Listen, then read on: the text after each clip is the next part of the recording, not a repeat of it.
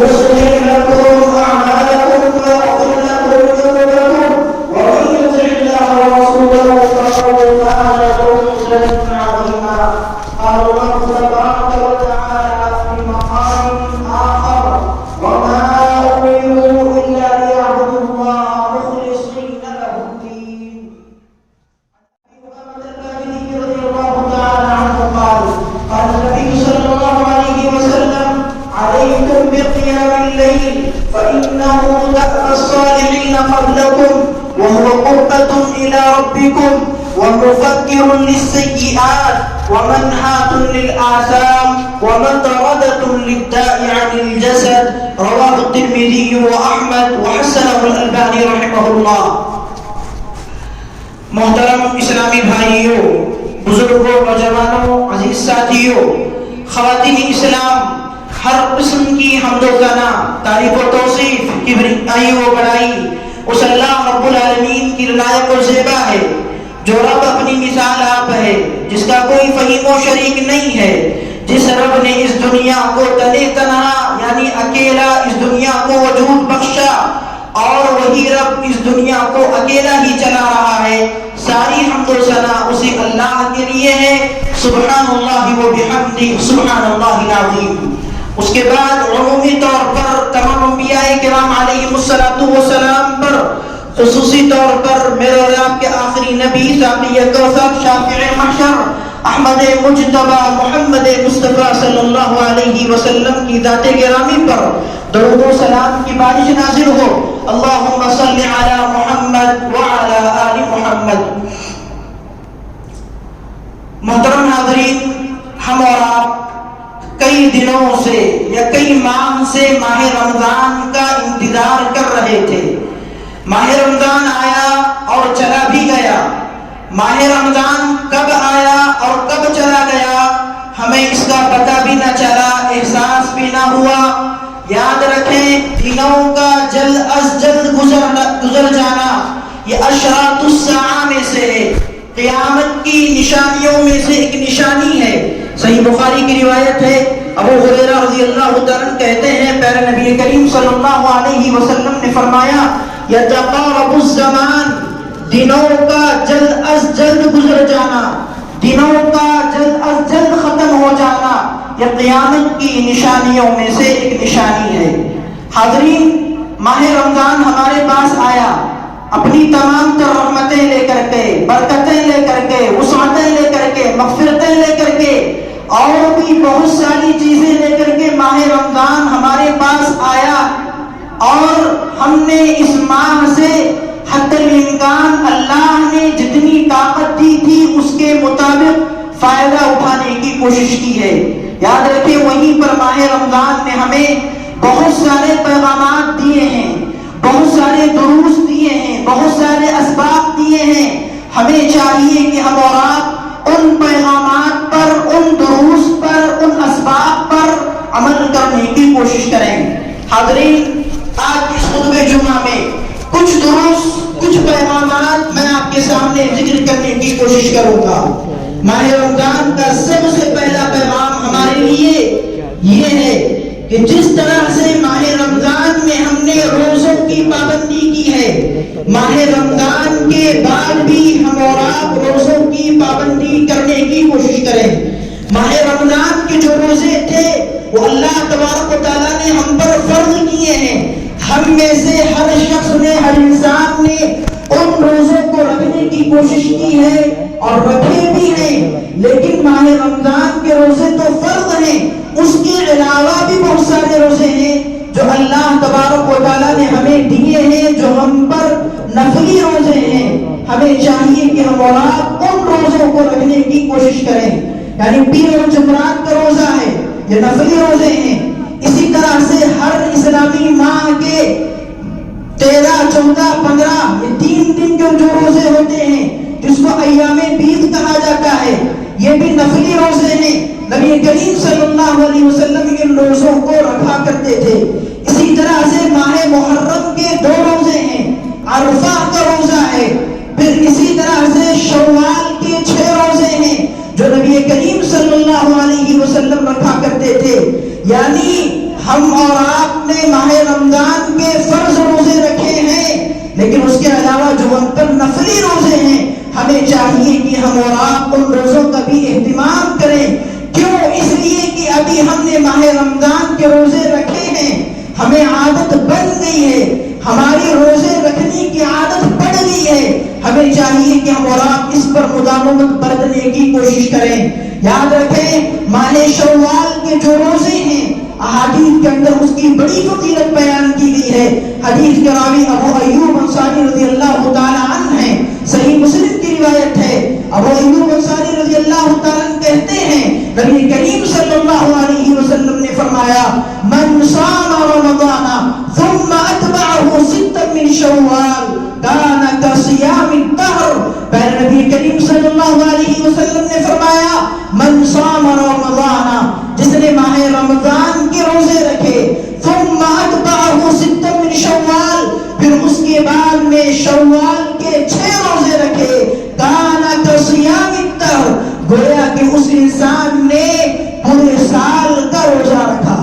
جو انسان ماہ رمضان کے روزے رکھتا ہے، پھر اس کے بعد میں شوال کے صرف اور صرف 6 روزے رکھ لیتا ہے، اللہ تبارک و تعالیٰ اس انسان کو پورا سال روزہ رکھنے کا ثواب عطا کرتا ہے۔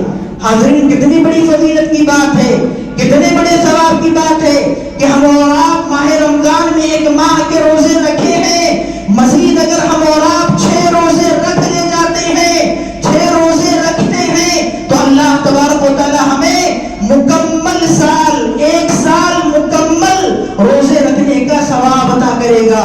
لہذا ضرورت اس چیز کی ہے کہ ہم اور آپ ماہ شوال کے جو 6 روزے ہیں، ان روزوں کو رکھنے کی کوشش کریں۔ پھر اس کے بعد میں جو پیر اور جمعرات کا روزہ ہے، ایام بیت کا روزہ ہے، محرم کے جو روزے ہیں یا عرفہ کا جو روزہ ہے، ان روزوں کا بھی اہتمام کرنے کی کوشش کریں۔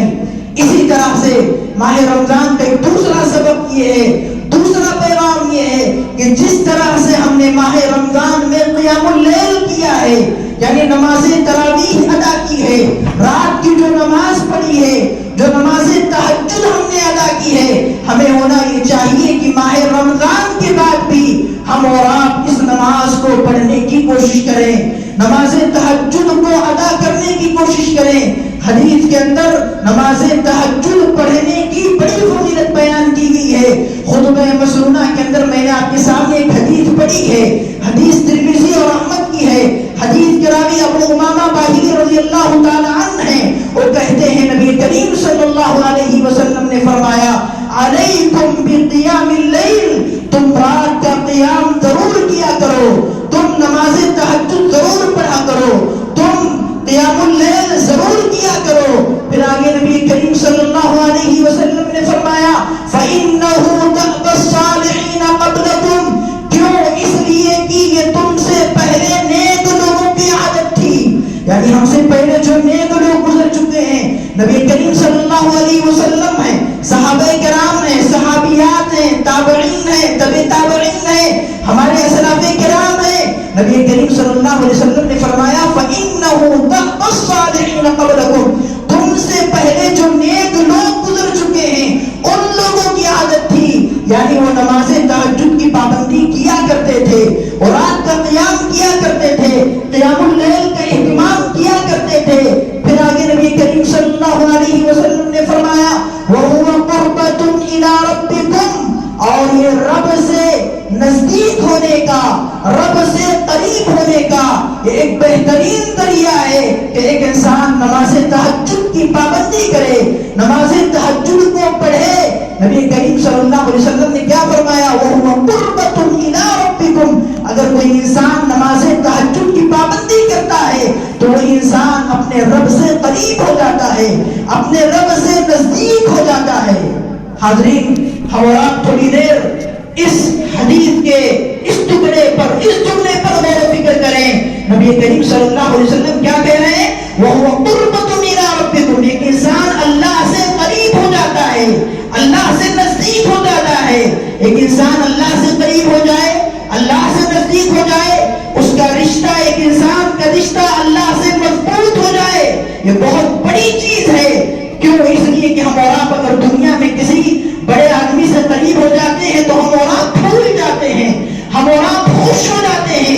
اس حدیث مبارکہ کے اندر دیکھیں نبی کریم صلی اللہ علیہ وسلم کہہ رہے ہیں اگر کوئی انسان نماز تہجد کی پابندی کرتا ہے تو وہ انسان اللہ سے قریب ہو جاتا ہے۔ ایک انسان اللہ سے قریب ہو جائے، اللہ سے نزدیک ہو جائے، ایک انسان کا رشتہ اللہ سے مضبوط ہو جائے، اس سے بڑھ کر اور کوئی چیز نہیں ہو سکتی ہے۔ لہذا ضرورت اس چیز کی ہے کہ ہم اور آپ نماز تہجد کی پابندی کریں۔ پھر آگے نبی کریم صلی اللہ علیہ وسلم نے فرمایا وَمُفَتِّرٌ لِلسَّيِّئَاتِ، اللہ تبارک و تعالیٰ اس انسان کے چھوٹے چھوٹے گناہوں کو بخش دیتا ہے، چھوٹے چھوٹے گناہوں کو معاف فرما دیتا ہے۔ پھر آگے نبی کریم صلی اللہ علیہ وسلم نے فرمایا وَمَطَرَدَةٌ لِلدَّاءِ عَنِ الْجَسَدِ، اللہ تبارک و تعالیٰ اس انسان کی جسمانی بیماریوں کو دور کر دیتا ہے۔ کس انسان کی جسمانی بیماریوں کو دور کرتا ہے؟ جو انسان نماز تہجد کی پابندی کرتا ہے، جو انسان نماز تہجد پڑھتا ہے، ایسے انسان کے اللہ تبارک و تعالیٰ گناہوں کو معاف کر رہا ہے۔ تو دوسری طرف ایسے انسان کے اللہ رب العالمین اس کے جسم میں جو کچھ بیماریاں ہیں ان بیماریوں کو بھی دور کر دیتا ہے۔ حاضرین معلوم کیا ہوا اس حدیث مبارکہ سے؟ اگر کوئی انسان نماز تہجد کی پابندی دیگر ایام میں بھی کرتا ہے اس پر بھی اللہ تبارک و تعالیٰ اسے بہت ساری نیکیاں عطا فرماتا ہے اور وہ انسان اللہ سے قریب ہو جاتا ہے۔ اس انسان کے چھوٹے چھوٹے گناہوں کو بخش دیا جاتا ہے، اس انسان کے جسمانی بیماریوں کو دور کر دیا جاتا ہے جو انسان نماز تہجد کی پابندی کرتا ہے۔ حاضر معلوم کیا ہوا؟ ماہ رمضان کا ایک دوسرا پیغام یہ ہے کہ جس طرح سے ہم نے ماہ رمضان میں قیام اللیل کی پابندی کی ہے، نماز تراویح کی پابندی کی ہے، دیگر 11 مہینوں میں بھی ہم اور آپ اس کی پابندی کرنے کی کوشش کریں۔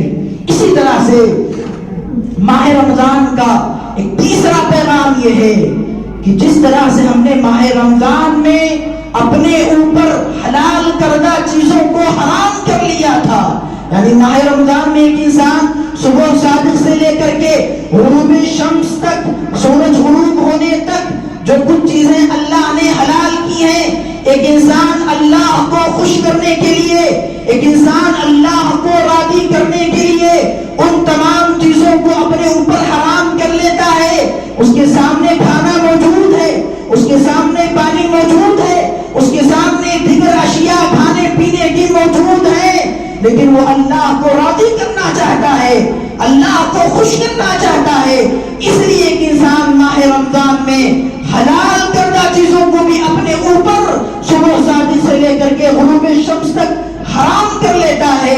اس سے ہمیں پیغام ملتا ہے دیگر 11 مہینوں میں اللہ تبارک و تعالیٰ نے ہم پر جو کچھ چیزیں حرام کر رکھی ہیں ہم اور آپ ان چیزوں سے بچنے کی کوشش کریں۔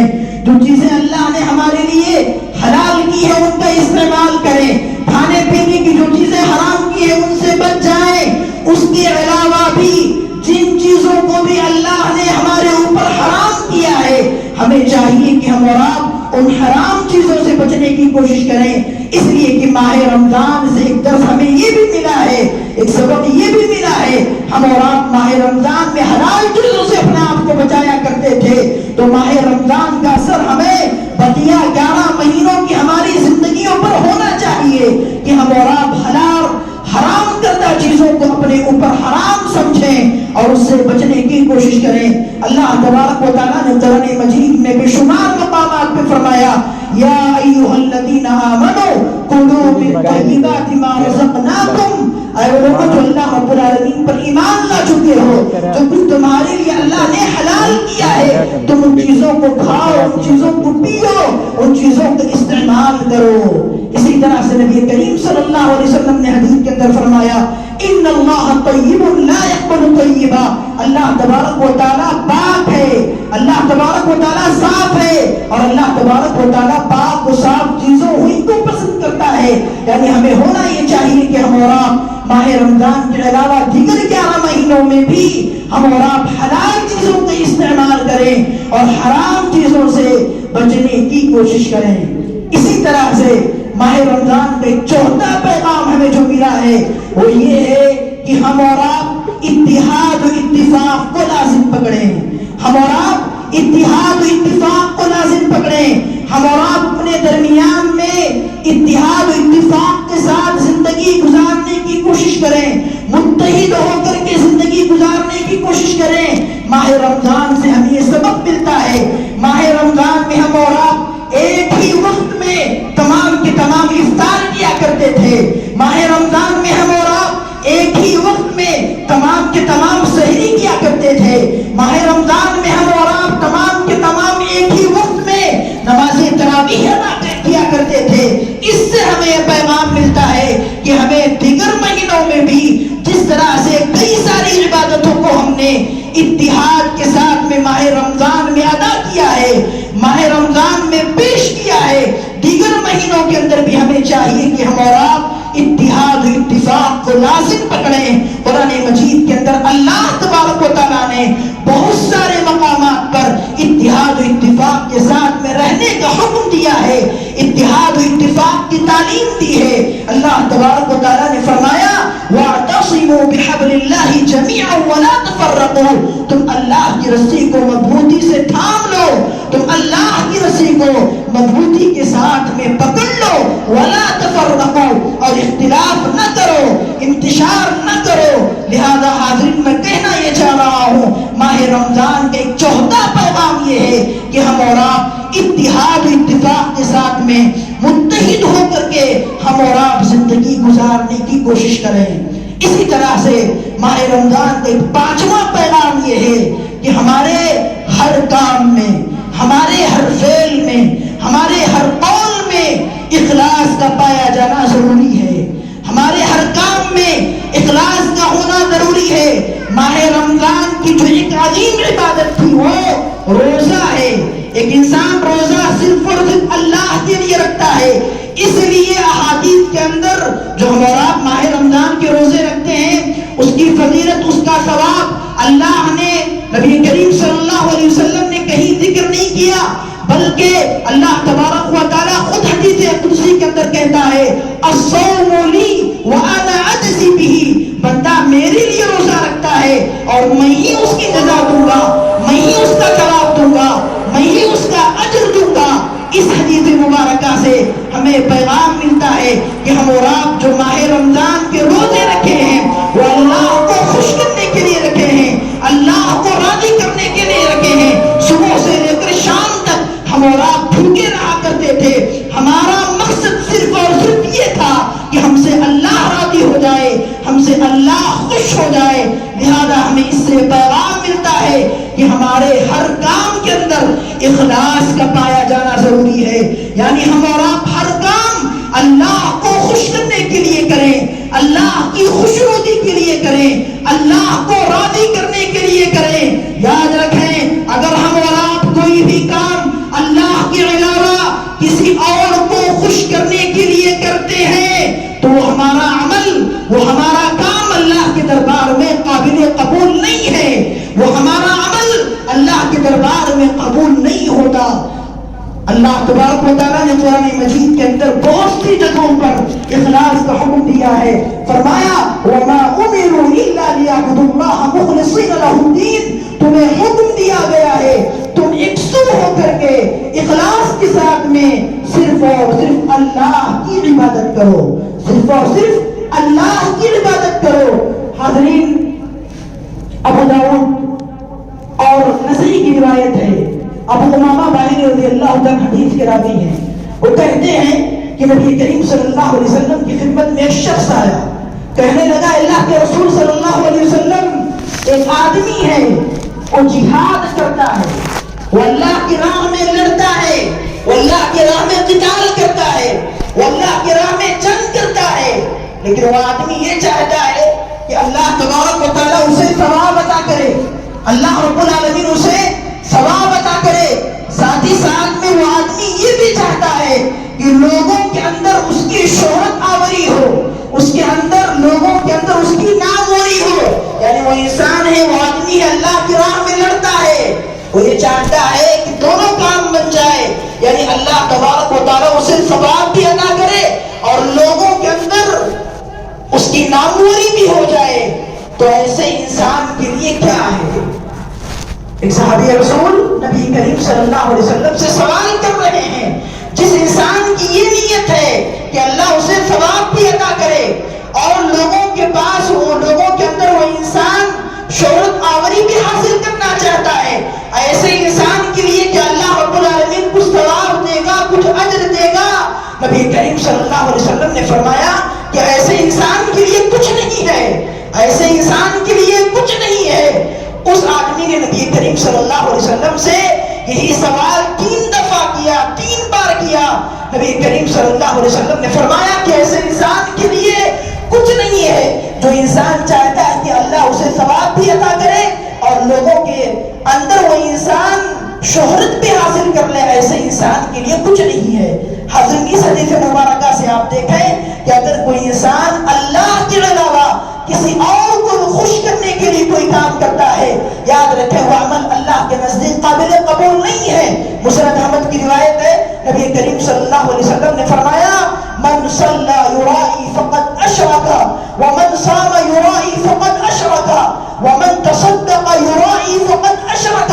نبی کریم صلی اللہ علیہ وسلم نے فرمایا جو انسان دکھلاوے کی نماز پڑھتا ہے ایسا انسان شرک کرتا ہے، جو انسان دکھلاوے کا روزہ رکھتا ہے ایسا انسان شرک کرتا ہے، اور جو انسان دکھلاوے کے طور پر صدقہ کرتا ہے تو ایسا انسان بھی شرک کرتا ہے۔ حاضرین دیکھیں، ایک انسان نیک عمل انجام دے رہا ہے، نمازیں پڑھ رہا ہے، روزے رکھ رہا ہے، ساتھ ہی ساتھ میں صدقہ و خیرات کر رہا ہے، لیکن اس کے دل کے اندر یہ ہے وہ دکھاوے کے طور پر کر رہا ہے، لوگوں کو دکھانے کے لیے، ناموری کے لیے، شہرت آوری کے لیے، لوگوں کو خوش کرنے کے لیے ایک انسان عمل کر رہا ہے۔ نبی کریم صلی اللہ علیہ وسلم کہہ رہے ہیں وہ انسان نماز تو پڑھ رہا ہے لیکن وہ شرک کر رہا ہے، وہ انسان صدقہ و خیرات تو کر رہا ہے لیکن وہ شرک کر رہا ہے، وہ انسان روزے تو رکھ رہا ہے لیکن وہ شرک کر رہا ہے۔ کیوں؟ اس لیے کہ اس کے دل کے اندر کھوٹ ہے، یعنی وہ انسان ان تمام اعمال کو اللہ کو راضی کرنے کے لیے انجام نہیں دے رہا ہے، اللہ کو خوش کرنے کے لیے انجام نہیں دے رہا ہے، بلکہ لوگوں کو خوش کرنے کے لیے، لوگوں کے اندر ناموری کے لیے، شہرت آوری کے لیے وہ انسان تمام کاموں کو انجام دے رہا ہے۔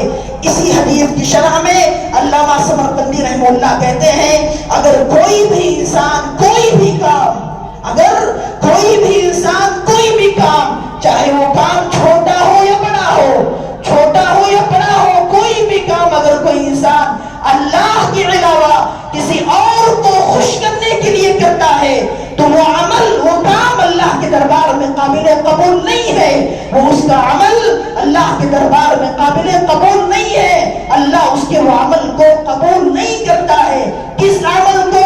جو عمل وہ لوگوں کو دکھانے کے لیے کر رہا ہے، شہرت آوری کے لیے کر رہا ہے۔ حاضرین میں ذہن یہ دینا چاہ رہا ہوں کہ ماہ رمضان کے پیغام یہ ہے کہ ہم اور آپ اپنے ہر کاموں کے اندر اخلاص پیدا کرنے کی کوشش کریں، چاہے ہم کوئی چھوٹا عمل کریں یا بڑا عمل کریں، اس کے اندر اخلاص کا پایا جانا ضروری ہے۔ حاضرین اس کے علاوہ بھی بہت سارے پیغامات ہیں، ایک آخری پیغام یہ ہے کہ ہم اور آپ اپنے نیکیوں کی حفاظت کرنے کی کوشش کریں۔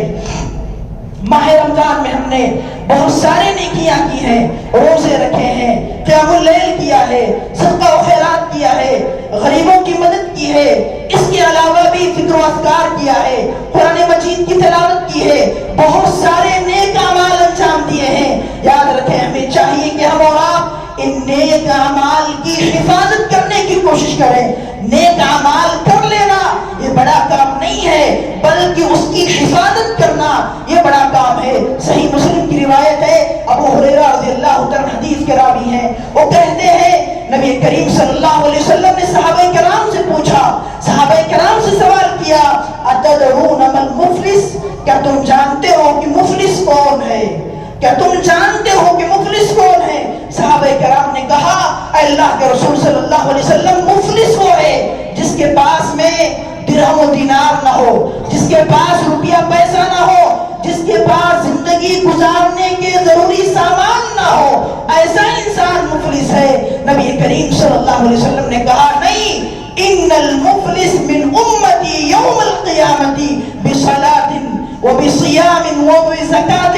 نبی کریم صلی اللہ علیہ وسلم نے فرمایا میری امت کا مفلس وہ شخص ہے جو قیامت کے دن نمازوں کے ساتھ میں آئے گا، جو قیامت کے دن زکوٰۃ کے ساتھ میں آئے گا، صیام و صدق، اسی طرح سے جو قیامت کے دن روزوں کے ساتھ میں آئے گا. نبی کریم صلی اللہ علیہ وسلم نے کیا کہا؟ میری امت کا مفلس وہ شخص ہے جو قیامت کے دن نمازوں کے ساتھ میں آئے گا، روزوں کے ساتھ میں آئے گا، زکوٰۃ کے ساتھ میں آئے گا، تین بڑی بڑی نیک کام کو انجام دی ہوئے آئے گا. لیکن آگے نبی کریم صلی اللہ علیہ وسلم نے فرمایا جو انسان ان تین نیک کاموں کو انجام دے کر کے آئے گا، ساتھ ہی ساتھ میں اس انسان نے کسی کا حق مارا ہوگا، اس انسان نے کسی پر تہمت لگائی ہوگی، اس انسان نے کسی کا ناحق قتل کیا ہوگا، اس کے بعد میں اللہ رب العالمین کیا کرے گا؟ اس انسان کی جو کچھ نیکیاں ہوں گی اس کی وہ تمام نیکیاں اس کو عطا کر دے گا. اس کے بعد وہ انسان خالی ہو جائے گا. پھر اس کے بعد وہ اس انسان کو اللہ تبارک و تعالی جہنم کے اندر پھینک دے گا. حاضرین، یہ کس انسان کا حال ہے؟ جو انسان اللہ کے دربار میں روزوں کے ساتھ آ رہا ہے، جو انسان اللہ کے دربار میں زکوٰۃ کے ساتھ میں آ رہا ہے، نمازوں کے ساتھ میں آ رہا ہے، لیکن اس کا قصور کیا ہے؟ اس نے دنیا کے اندر کسی کا حق مارا ہے. اس کا قصور یہ ہے کہ اس نے دنیا کے اندر کسی پر تہمت لگائی ہے. اس کا قصور یہ ہے کہ اس نے دنیا کے اندر کسی کے ساتھ میں لڑائی جھگڑا کیا ہے. اس کا قصور یہ ہے کہ اس نے دنیا کے اندر کسی کو گالی دی ہے. تو اللہ تبارک و تعالیٰ اس کے تمام اعمال کو اس انسان کو عطا کر دے گا. پھر اس انسان کو جہنم کے اندر پھینک دیا جائے گا. حاضرین، میں کہہ رہا ہوں ماہ رمضان میں ہم نے جو کچھ نیکیاں کی ہیں ان نیکیوں کی حفاظت کرنے کی کوشش کریں. حاضرین، اس کے علاوہ بھی بہت سارے اور بھی پیغامات ہیں. جو پیغامات میں نے 5-6 آپ کے سامنے ذکر کیے ہیں. سب سے پہلا پیغام یہ ہے کہ ہم اور آپ جس طرح سے ماہ رمضان میں روزوں کی پابندی کیے ہیں، دیگر 11 مہینوں میں بھی روزوں کی پابندی کرنے کی کوشش کریں، قیام اللیل کی پابندی کرنے کی کوشش کریں. اسی طرح سے حلال کردہ چیزوں کا استعمال کریں، حرام کردہ چیزوں سے بچنے کی کوشش کریں، اور اسی طرح سے اپنے ہر کام کے اندر، ہر فعل کے اندر اخلاص کو پیدا کرنے کی کوشش کریں. اسی طرح سے جو 5واں پیغام میں نے ذکر کیا وہ یہ ہے اتحاد و اتفاق کے ساتھ میں زندگی گزارنے کی کوشش کریں. آخری جو پیغام ہے وہ یہ ہے کہ اپنے نیک اعمال جو کچھ ہم نے کیے ہیں اس کی حفاظت کرنے کی کوشش کریں. اللہ رب العالمین سے میں دعا کرتا ہوں اللہ میں نے جتنی باتیں کہی ہیں سب سے پہلے مجھے، اس کے بعد میں آپ تمام لوگوں کو ان تمام باتوں پر عمل کرنے کی توفیق عطا فرمائے. اللہ رب العالمین جب تک مجھے اور آپ کو اس دنیا کے اندر زندہ رکھے، ایمان و اسلام پر زندہ رکھے، اور جب خاتمہ ہو خاتمہ بالخیر ہو. آمین. وآخر دعوانا ان الحمدللہ رب العالمین.